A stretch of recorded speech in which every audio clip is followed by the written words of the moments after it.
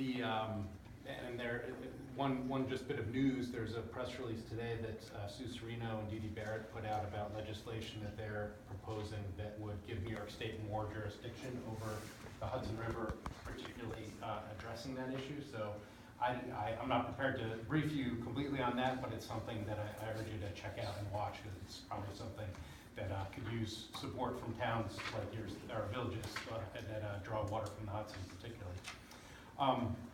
But as Gary said, Village of Rhinebeck and the Town of Rhinebeck districts that draw off of the village system are 2 out of the 7 municipalities that rely on the Hudson River for drinking water.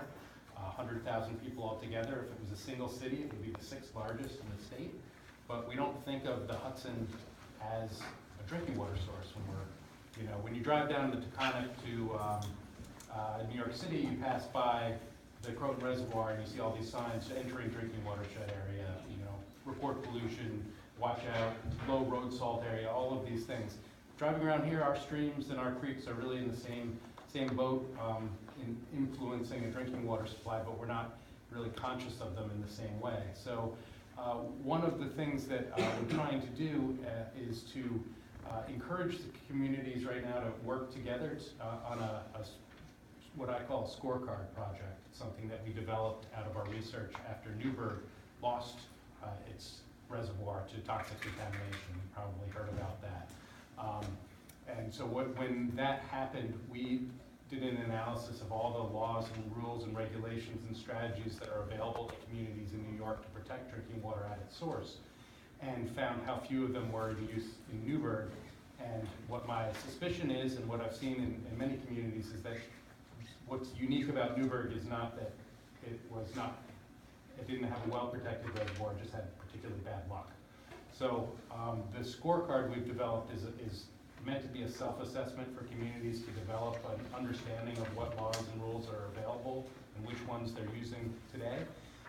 What I'm proposing and what I'm asking really is just the cooperation of the village as I go to the other municipalities and we try to get support for a cooperative effort to use this scorecard, and we'll bring the resources and the partnerships to actually do the work of it. So we would just need to know that if we need access to information or a document, that we can pick up the phone and have somebody to call, and that there's an agreement sort of to help out with it.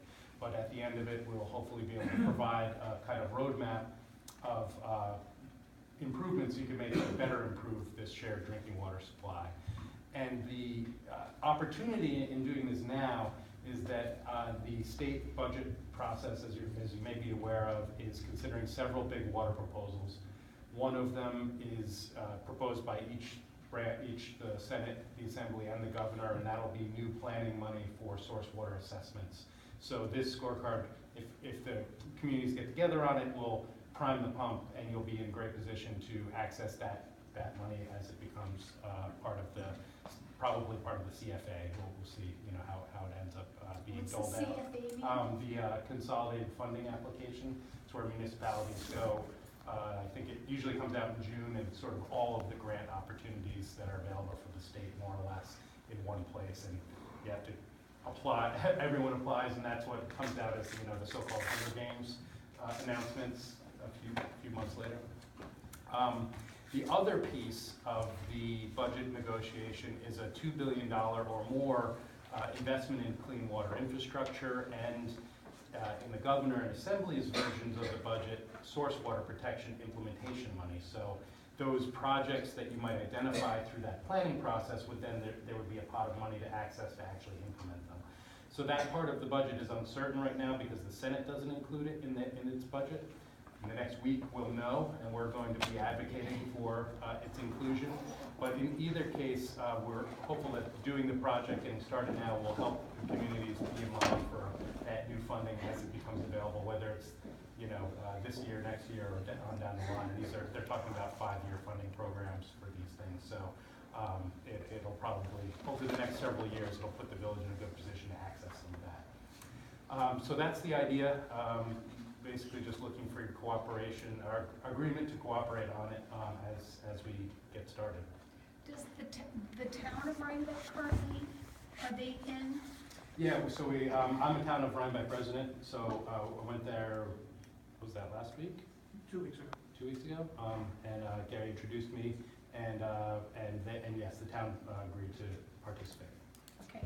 And these are the first two requests that I've made, I guess you could say. Had initial conversations with Hyde Park, and they're interested as well. The other communities, city and town of Poughkeepsie, Highlands Water District in the town of Lloyd, and Port Ewan Water District in the town of Esopus. Altogether, it is 7 municipalities. Great, thanks, Dan. Sure. Thank you, Dan. So there's really nothing that we need to act on tonight, but the importance is that it helps position us with the work that we've done with our water already to maybe go after some of this money if it gets approved by the Senate and becomes available for infrastructure improvement. That's what I really think that's an important part, right? Yeah, infrastructure improvements, key part of it. You probably saw in the news, there was just going around over the last couple of days, a headline, 100,000 gallons of sewage spilled into the Hudson River. That was up in Albany, and it was actually not a news event in the sense that happens routinely, pretty much every time it rains. And the actual pipe that it came out of is so commonly a source of this that it has its own name. It's